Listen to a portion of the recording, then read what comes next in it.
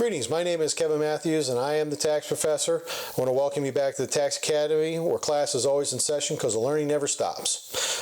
Today we're going to talk about retained life interest. Now this, up until this point, we've really been talking a lot about income tax, and we haven't really talked too much about estate tax. We haven't talked about gift tax or any of that other stuff, and part of the reason why is because not a whole lot of people deal with the estate and gift tax. I mean, it happens, but generally speaking, I have a couple clients that deal with this every now and then, and we have to put up with some stuff, but it happens the way that it happens, and we'll get things figured out. So basically, when we're talking about this, obviously wealthy taxpayers who have a large estate tax exemption, it does not cover the full size of the estate, and so there's certain times where they want to move things over, but they want to still be able to use the property in such a manner that allows them to use it for the rest of their life.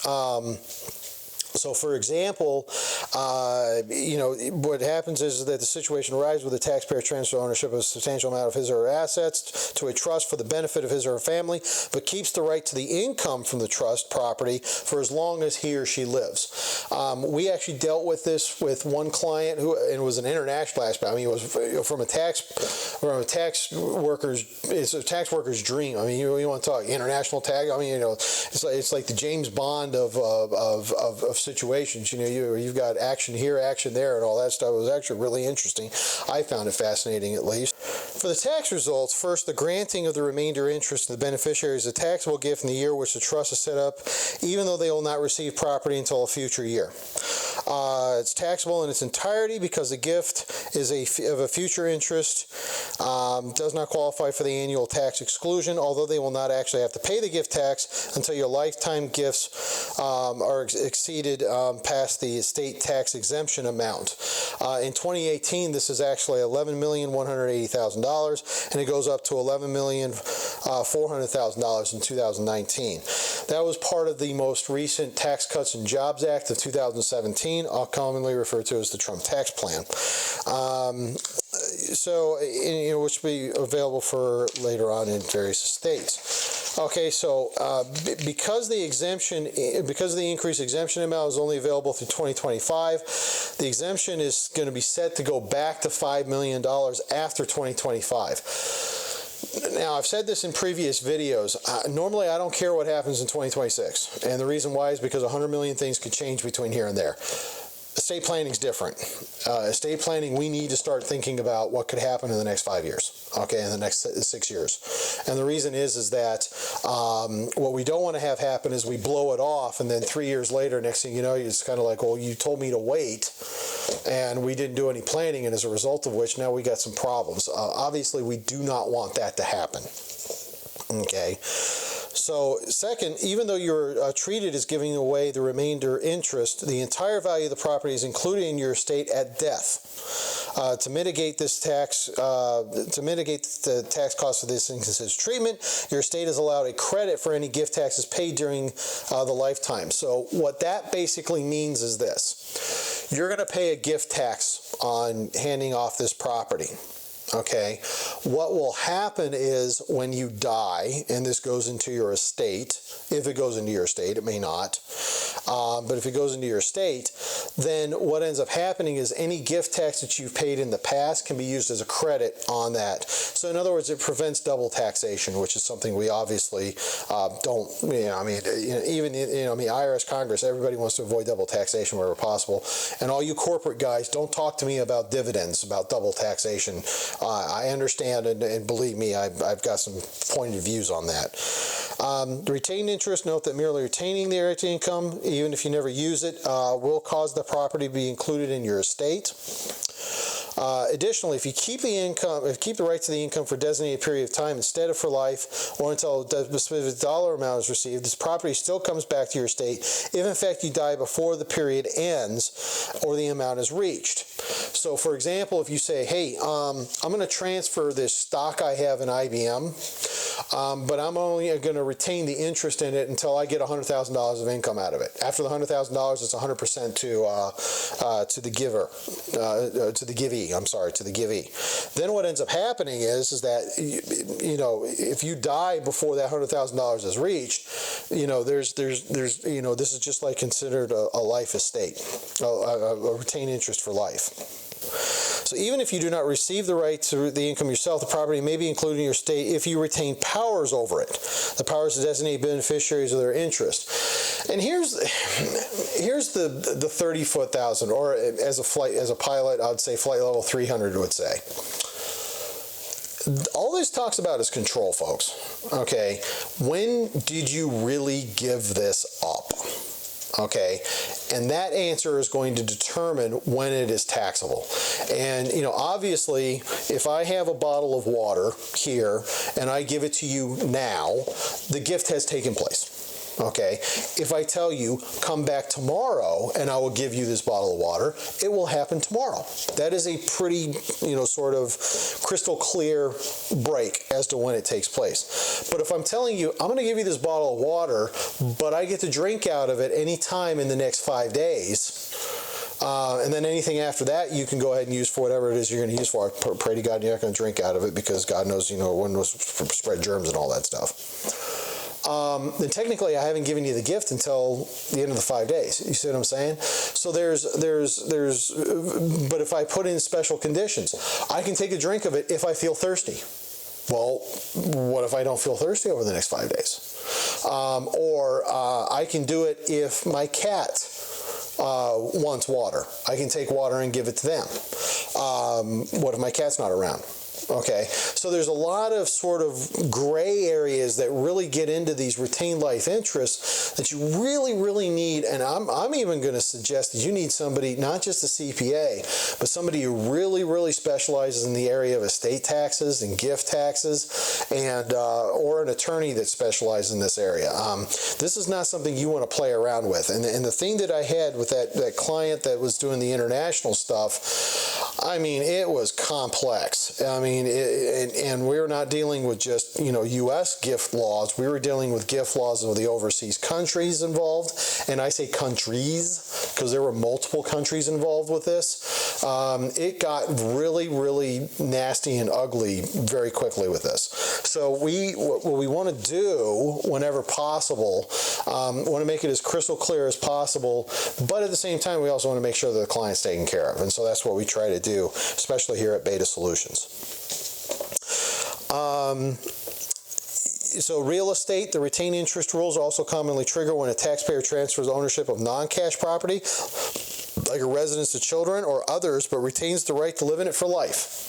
So we see this a lot where it's basically, hey, I'm gonna, for example, I own my own house. I'm actually videotaping from down inside my house, and I go, okay, you know what? I'm gonna give my house to my son. He gets the house. It's 100% his. However, I go to him and I say, but I get to live in it till the day I die. When has he really received the house? From a legal title standpoint, he's received it. It's in his name. He can do whatever, this is technically his house. However, I have a retained life interest in the house. I have the right to be in this house, and he can't do anything with that so long as I'm alive. Now, not to suggest, of course, my son's a very good son, so I don't expect him to be, brewing hemlock and trying to get me to drink poison so that he can get the house sooner rather than later.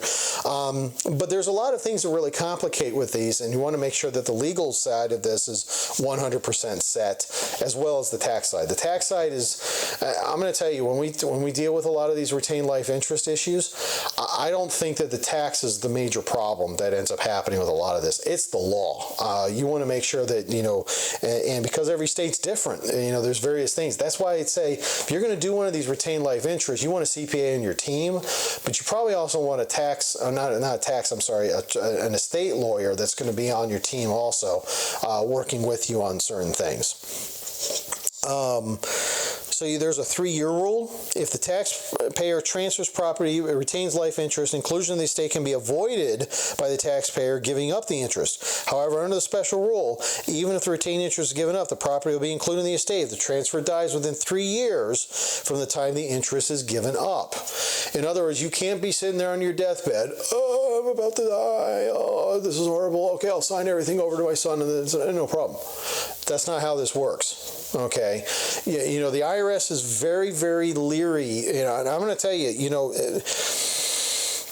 and I'm going to say something that's going to be a little controversial, so bear with me here. I would say that the place where I tend to see more funny business that happens is with estates. And that's because people realize, first of all, estate taxes are ginormous, okay? You know, they max out, you know, at 40% very quickly, and then it's very ugly after that, and then there's other taxes that the estate could be liable for.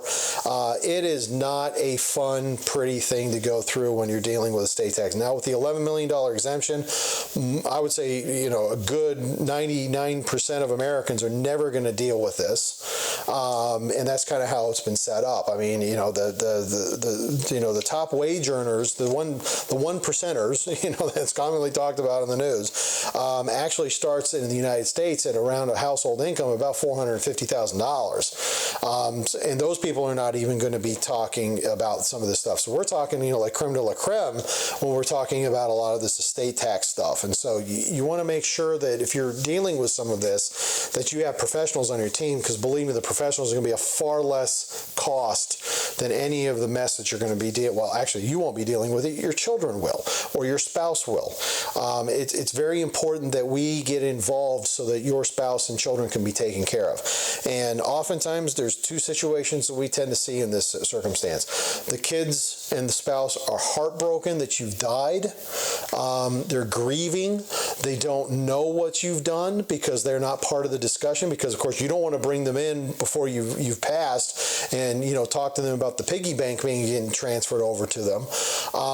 Usually, the first time they're figuring this out is after you've passed, and the CPA and the lawyer are sitting in the room reading the will to them and saying, this is what your parents did. And they're kind of like, gosh, geez, how do we figure this stuff out? Well, if you have a team that's being set up, you know, a good lawyer and a good CPA that's working on this, we're like, here's the thing, you don't have to worry about it. We got it covered. You're good. Don't, you know, this is what we're going to do, blah, blah, blah, blah, blah. We got it all set up. Imagine the amount of relief that you're giving your child or spouse when you say, hey, I thought about this and I made sure that this got taken care of. Like I said, there's two situations that we tend to see in this, you know, where they're grieving, they're suffering, and the next thing you know, they know that daddy cared. I have one client that I was dealing with. The client's father was an engineer, but somehow had researched all this stuff on his own, set everything up, used a lawyer where he needed to, and I mean, I'm looking at it going, gosh, I wish everybody did this, because you know, the client went in, said all I had to do was talk to 3 people, everything got transferred over, everything was done. I was able to get, you know, I was able to read the trust documents that he said. I was able to contribute this to this organization, that to that organization. I mean, he said it was just boom, boom, boom, boom, boom, and he said I got to make sure that my father's wishes were executed because I wasn't sitting there worrying about everything. And it was, and to this day, you know, he tells me, I hope I can be set up the same way with my kids.